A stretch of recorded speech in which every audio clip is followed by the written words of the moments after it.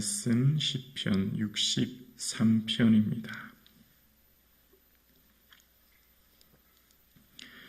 시편 63편 말씀을 함께 고백드리겠습니다. 하나님이여 주는 나의 하나님이시라. 내가 간절히 주를 찾되 물이 없어 마르고 황폐한 땅에서 내 영혼이 주를 갈망하며 내 육체가 주를 앙모하나이다. 내가 주의 권능과 영광을 보기 위하여 이와 같이 성소에서 주를 바라보았나이다. 주의 인자하심이 생명보다 나음으로 내 입술이 주를 찬양할 것이라.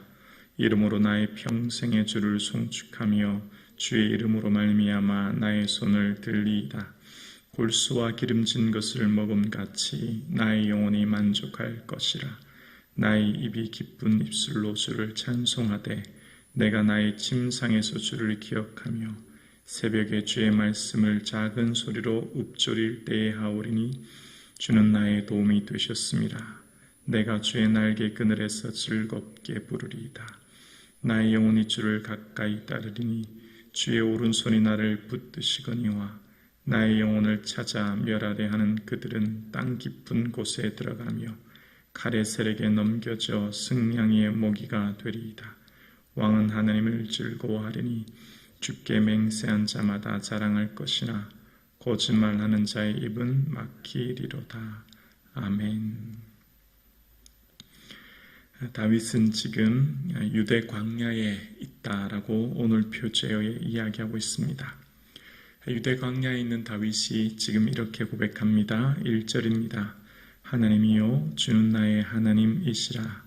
내가 간절히 주를 찾되 물이 없어 마르고 황폐한 땅에서 내 영혼이 주를 갈망하며 내 육체가 주를 앙모하나이다. 하나님, 주는 나의 하나님이십니다. 이 고백이 굉장히 중요하고 의미가 있는데요. 왜냐하면 지금 다윗이 있는 곳이 어디라고요? 광야입니다. 광야는 사람이 살아갈 수 없는 땅이죠.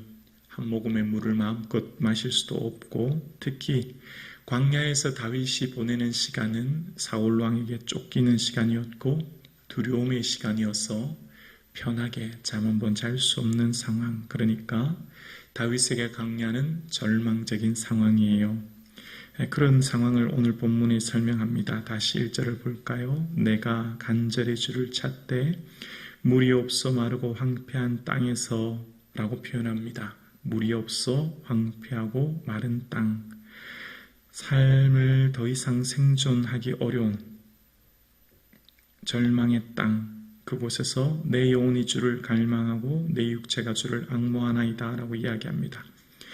우리가 어떤 문제를 만나면, 어떤 고난을 만나면 내 닥친 이 고난을 당장 바뀔, 그러니까 환경이 바뀌어질 사람을 찾거나 내 능력으로 노력하거나 애를 쓸 텐데, 다윗이 지금 만난 이 광야에서 다윗이 한 것은 하나님을 찾는 것이었습니다.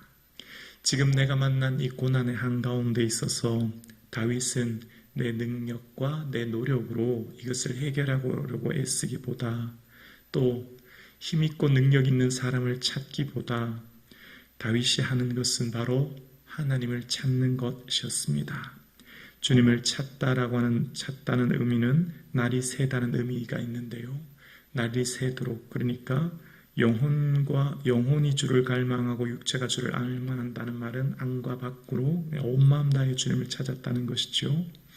그래서 1절에 참 의미가 있어요. 다시 1절의 전반부를 볼까요? 하나님이여 주는 나의 하나님이시라.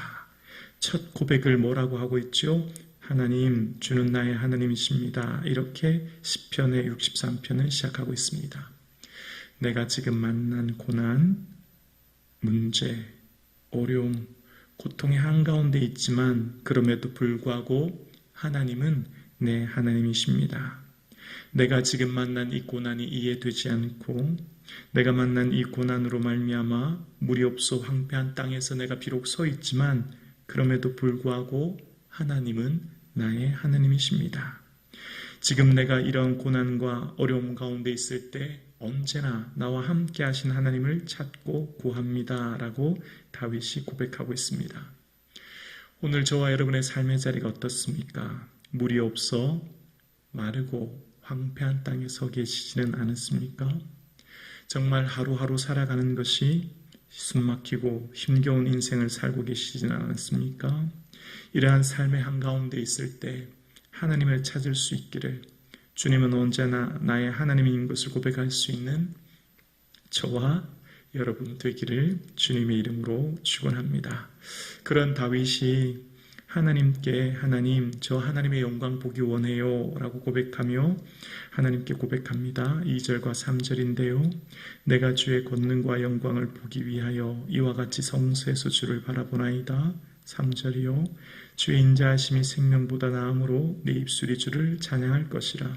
하나님의 영광 보기 원합니다. 메마르고 황폐한 땅, 더 이상 하나님이 보이지 않고 하나님의 능력이 경험되지 않고 하나님의 살아계심이 더 이상 경험되지 않은 이 땅에서 하나님 그 영광을 보기 원합니다 고백했던 다윗, 그런 고백 가운데 3절에 주의 인자라고 표현하는데요. 인자는 하나님의 한결같은 사랑, 자비, 친절입니다. 이런 고백을 해요. 주의 인자하심이 생명보다 나음으로 라고 이야기합니다.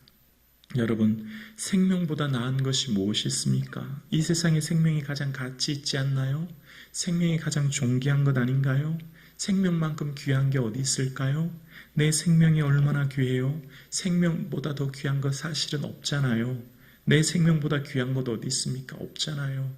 재물이, 어떤 명예가, 어떤 권력이, 어떤 것이 생명보다 귀해요? 생명보다 귀한 건 사실상 있을 수 없는 거잖아요. 그런데 오늘 다윗이 고백합니다. 생명보다 귀한 것, 하나님의 사랑, 변함없는 사랑이라는 거예요. 여기 생명이라고 하는 것, 살아있다, 생존하다 이런 의미인데요. 내가 생존하는 것, 내가 살아있는 것, 내가 지금 이곳에 있는 것, 주님의 사랑 때문입니다. 이런 의미가 있는 거죠.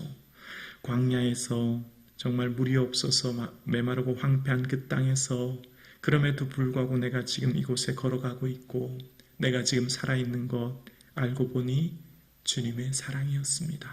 그 고백하는 거예요. 극심한 고난이 오면 하나님이 보이지 않습니다.